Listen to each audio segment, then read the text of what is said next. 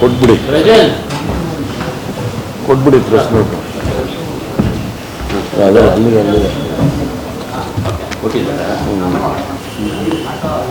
ಸ್ವಲ್ಪ ಮಾಡ್ಬೋದಪ್ಪ.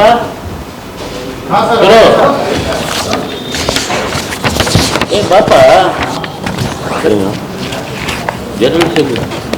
ಮಾಡಿದ್ದೆ ತಪ್ಪ ಯಾರಿಗೆ ಇವರಿಗೆ ಅಟೆಂಡರ್ ಥರ ಮಾಡ್ತಾರೆ.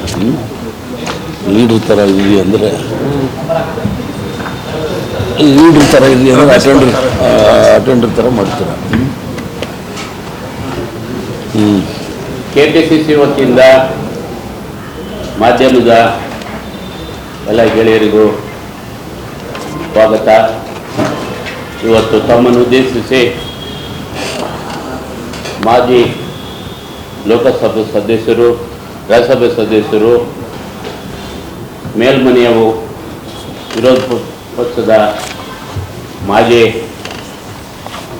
ವಿರೋಧ ಪಕ್ಷ ನಾಯಕರು ಮತ್ತು ಈಗ CWC ಸದಸ್ಯರು, ಮೇಲ್ಮನೆಯ ಸದಸ್ಯರಾದ ಹರಿಪ್ರಸಾದರವರು ತಮ್ಮನ್ನು ಉದ್ದೇಶಿಸಿ ಮಾತಾಡುತ್ತಾರೆ.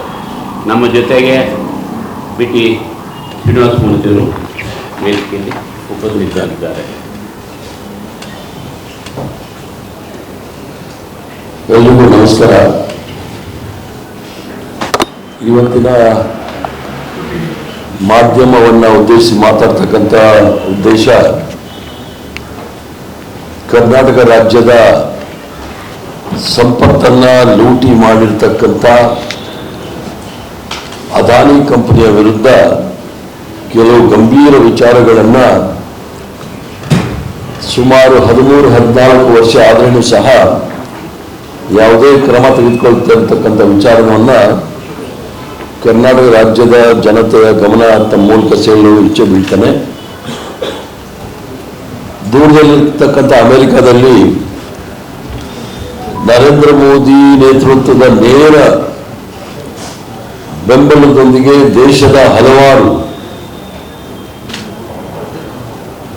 ಬಂಡವಾಳಶಾಹಿಗಳು ಮಾಡಿರ್ತಕ್ಕಂಥ ಕೆಲವು ವಿವರಗಳನ್ನು ಈಗಾಗಲೇ ಬಹಳಷ್ಟು ತಮಗೆ ತಿಳಿದಿರ್ತಕ್ಕಂಥ ವಿಚಾರ.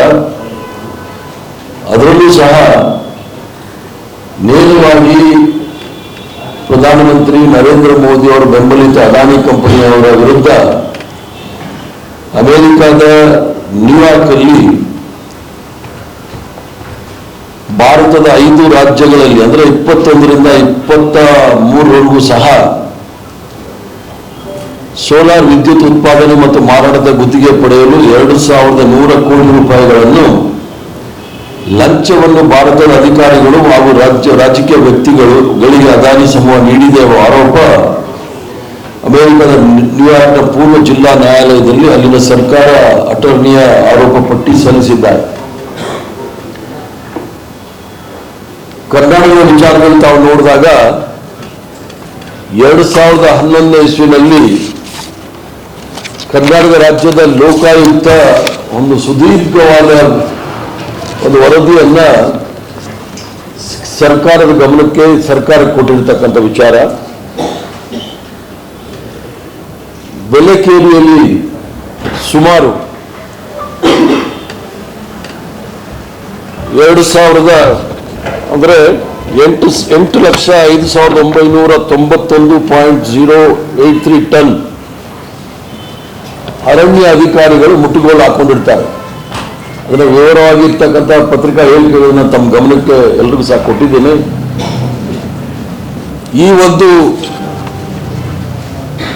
ಈ ಮುಟ್ಟುಗೋಲು ಹಾಕೊಂಡಿರ್ತಕ್ಕಂಥ ಅದಿರನ್ನ ಅದಾನಿ ಕಂಪನಿಯವರು ದೊಡ್ಡ ಪ್ರಮಾಣದಲ್ಲಿ ಕಳ್ಳಸಾಗಾಣಿಕೆ ಮಾಡಿರ್ತಾರೆ.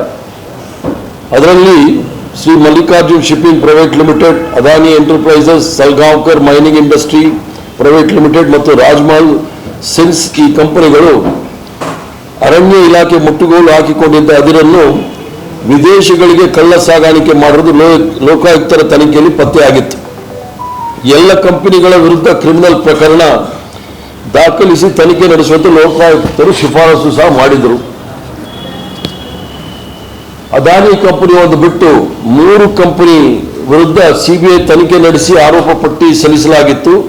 ಜನಪ್ರತಿನಿಧಿಗಳ ಪ್ರಕರಣಗಳಿಗೆ ಸಂಬಂಧಿಸಿದ ವಿಶೇಷ ನ್ಯಾಯಾಲಯದಲ್ಲಿ ವಿಚಾರಣೆ ಪೂರ್ಣಗೊಂಡು ಕಾರವಾರದ ಶಾಸಕ ನಮ್ಮ ಸತೀಶ್ ಸೈಲ್ ಸೇರಿದಂತೆ ಹಲವರಿಗೆ ನ್ಯಾಯಾಲಯ ಜೈಲು ಶಿಕ್ಷೆ ದಂಡ ವಿಧಿಸಿದೆ. ಸದ್ಯ ಶಿಕ್ಷೆಯನ್ನು ಹೈಕೋರ್ಟ್ ಅಮಾನತಲ್ಲಿ ಇಟ್ಟಿದೆ. ಪ್ರಮುಖವಾಗಿ ರಾಜ್ಯದಲ್ಲಿನ ಅಕ್ರಮ ಗಣಿಗಾರಿಕೆ ಕುರಿತು ನ್ಯಾಯಮೂರ್ತಿ ಅವರು ಸಹ ರಾಜ್ಯ ಸರ್ಕಾರಕ್ಕೆ 2011 ಜುಲೈ 27ರಂದು ಬೃಹತ್ ವರದಿ ಸಲ್ಲಿಸಿದರು. ಈ ವರದಿ ಆಧರಿಸಿ ಸಮಾಜ ಪರಿವರ್ತನಾ ಸಮುದಾಯದ SR ಹಿರೇಮಠ ಅವರು ಸುಪ್ರೀಂ ಕೋರ್ಟ್ಗೆ ಅರ್ಜಿ ಸಲ್ಲಿಸಿದರು. ಸುಪ್ರೀಂ ಕೋರ್ಟ್ ಆದೇಶದಂತೆ ಹಲವರ ವಿರುದ್ಧ ಸಿಬಿಐ ತನಿಖೆ ನಡೆದರೆ ಇನ್ನೂ ಹಲವರ ವಿರುದ್ಧ ಲೋಕಾಯುಕ್ತ ವಿಶೇಷ ತನಿಖೆ ತಂಡ SIT ತನಿಖೆ ನಡೆಸುತ್ತಿದೆ. ಬೆಳಕೇರಿ ಬಂದರಿನ ಮೂಲಕ ಅದಿರು ಕಳ್ಳ ಸಾಗಾಣಿಕೆ ಹಾಗೂ ಅರಣ್ಯ ಇಲಾಖೆ ಮುಟ್ಟುಗೋಲು ಹಾಕೊಂಡಿದ್ದ ಅದಿರು ಕಳವು ಮಾಡಿ ರಫ್ತು ಮಾಡಿದ ಆರೋಪದಡಿ 3 ಕಂಪನಿಗಳ ವಿರುದ್ಧ ತನಿಖೆಯೂ ಮುಗಿದಿದೆ. ಸಂಬಂಧಿತರಿಗೆ ಶಿಕ್ಷೆಯೂ ಸಹ ಆಗಿದೆ. ಆದರೆ 3ಗಿಂತಲೂ ಘೋರವಾದ ಆರೋಪಗಳನ್ನು ಎದುರಿಸುತ್ತಿರುವ ಅದಾನಿ ಎಂಟರ್ಪ್ರೈಸಸ್ ವಿರುದ್ಧ ಈವರೆಗೂ ಯಾವುದೇ ಕ್ರಮ ತನಿಖೆಗಳು ನಡೀತಾ ಇಲ್ಲ. ಅಕ್ರಮ ಚಟುವಟಿಕೆಗೆ ಸಹಕರಿಸಿದ ಅಧಿಕಾರಿಗಳು, ಚುನಾಯಿತ ಪ್ರತಿನಿಧಿಗಳು, ಪ್ರಭಾವಿತ ವ್ಯಕ್ತಿಗಳಿಗೆ ಅದಾನಿ ಸಮೂಹ ಲಂಚ ನೀಡುತ್ತಿತ್ತು ಎಂಬಂತೆ ಪ್ರಬಲವಾದ ನೇರ ಸಾಕ್ಷ್ಯಗಳನ್ನು ಏಕೆ ತನಿಖೆ ನಡೆದಿಲ್ಲ? ಅದರಲ್ಲೂ ಸಹ ಏನು ನಮ್ಮ ಲೋಕಾಯುಕ್ತ ರಿಪೋರ್ಟ್ ಏನಿದೆ ಅದರಲ್ಲಿ ಪೇಜ್ 51ರಲ್ಲಿ ಬಹಳ ಸ್ಪಷ್ಟವಾಗಿದೆ. ಲೋಕಾಯುಕ್ತರು ಅದಾನಿ ಕಂಪನಿಯ ಕಂಪ್ಯೂಟರ್ನ ಸೀಸ್ ಮಾಡಿದಾಗ ಆ ಕಂಪನಿಯವರು ಅವರ ಬ್ರಾಂಚ್ಗೆ ಒಂದು ಮೇಲ್ ಕಳಿಸ್ತಾರೆ. ಅದರಲ್ಲಿ ಯಾವ್ಯಾವ ಅಧಿಕಾರಿಗಳಿಗೆ, ಯಾವ್ಯಾವ ರಾಜಕೀಯ ನಾಯಕರಿಗೆ ಹಣ ಕೊಡಬೇಕು ಅಂತೇಳಿ ಹಣ ಸಲ್ಲಿಕೆ ಆಗಿರ್ತಕ್ಕಂಥದ್ದು ಬಹಳ ಸ್ಪಷ್ಟವಾಗಿ ನಮ್ಮ ಲೋಕಾಯುಕ್ತ ವರದಿಯಲ್ಲಿದೆ. ವರದಿಯಲ್ಲಿ ಸ್ಪಷ್ಟವಾಗಿದ್ರೂ ಸಹ ಯಾವುದೇ ರೀತಿಯ ಕ್ರಮ ತೆಗೆದುಕೊಂಡಿಲ್ಲ.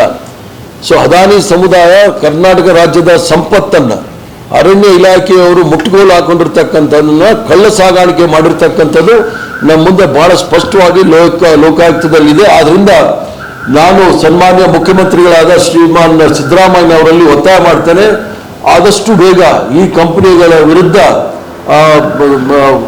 ಏನು ಲೋಕಾಯುಕ್ತ ವರದಿ ಕೊಟ್ಟಿದೆ ಅದರ ಆಶಯದ ಅನುಗುಣವಾಗಿ ಅದರ ಕ್ರಮ ಜರುಗಿಸಬೇಕು ಅಂತೇಳಿ ನಾನು ಮುಖ್ಯಮಂತ್ರಿಗಳಲ್ಲಿ ಒತ್ತಾಯಿಸ್ತೇನೆ. ಯಾಕಂತ ಹೇಳಿದ್ರೆ ಕರ್ನಾಟಕದ ಆಸ್ತಿಯನ್ನು ಈ ರೀತಿ ಲೂಟಿ ಮಾಡಲಿಕ್ಕೆ ಆಗೋದಿಲ್ಲ.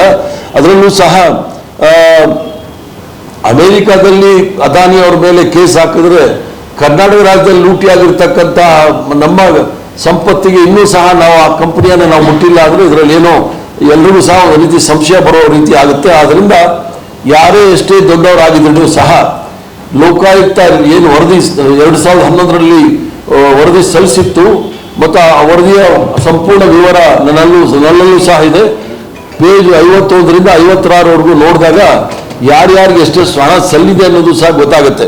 ಅದ್ರ ಜೊತೆಗೆ ಬಹಳ ಸ್ಪಷ್ಟವಾಗಿದೆ.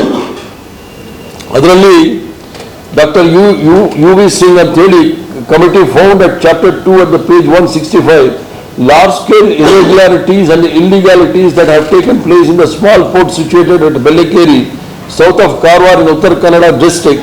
While this report of mine is in continuation of my first report submitted by me in the month of December 2008, the happenings at the Bellekeri port has special significance for this report. Hence I attach a lot of importance to this part of the report. ಅದರಿಂದ ಸಂಪೂರ್ಣವಾಗಿ ಬೇರೆ ಕಂಪನಿಗಳ ಮೇಲೆ ಯಾವ ರೀತಿ CBI ಮತ್ತು ಲೋಕಾಯುಕ್ತ ಕ್ರಮ ತೆಗೆದುಕೊಂಡಿದೆ ಅದೇ ರೀತಿ ಅದಾನಿಯ ವಿರುದ್ಧನೂ ಸಹ ಕ್ರಮ ತೆಗೆದುಕೊಳ್ಬೇಕು. ಯಾಕಂದರೆ ಇದನ್ನು ನೇರವಾಗಿ ಈ ನರೇಂದ್ರ ಮೋದಿಯವರು ಕೃಪಾಪೋಷಿತ ಕಂಪನಿ ಇದಕ್ಕೆ ಈ ರಾಜ್ಯದಲ್ಲಿ ಮತ್ತು ರಾಷ್ಟ್ರದಲ್ಲಿ ಏನೇ ಅವ್ಯವಹಾರಗಳು ಮಾಡಿದ್ರೂ ಸಹ ಯಾವುದೇ ರೀತಿಯ ಕಾನೂನಾತ್ಮಕವಾಗಿ ಯಾವುದೇ ಕ್ರಮ ಜರುಗಿಸ್ತಾ ಇಲ್ಲ. ಆದ್ದರಿಂದ ಕರ್ನಾಟಕ ರಾಜ್ಯದಲ್ಲಿ ಮೊಟ್ಟ ಮೊದಲನೆಯ ಒಂದು ತನಿಖೆ ಆಗಿರ್ತಕ್ಕಂಥ ಈ ಒಂದು ವರದಿಯ ಮೇಲೆ ಅವ್ರ ಮೇಲೆ ಕ್ರಮ ತೆಗೆದುಕೊಳ್ಬೇಕು ಅಂತ ಹೇಳಿ ನಾನು ಸರ್ಕಾರದಲ್ಲಿ ಒತ್ತಾಯ ಮಾಡ್ತೇನೆ. ಏನಾದರೂ ಪ್ರಶ್ನೆಗಳಿದ್ರೆ ಕೇಳಿ. ಹೆಚ್ಚಿನ ವಿಡಿಯೋಗಳಿಗೆ ಪ್ರತಿಧ್ವನಿ ಯೂಟ್ಯೂಬ್ ಚಾನೆಲ್ ಸಬ್ಸ್ಕ್ರೈಬ್ ಮಾಡಿ, ಬೆಲ್ ಐಕಾನ್ ಕ್ಲಿಕ್ ಮಾಡಿ.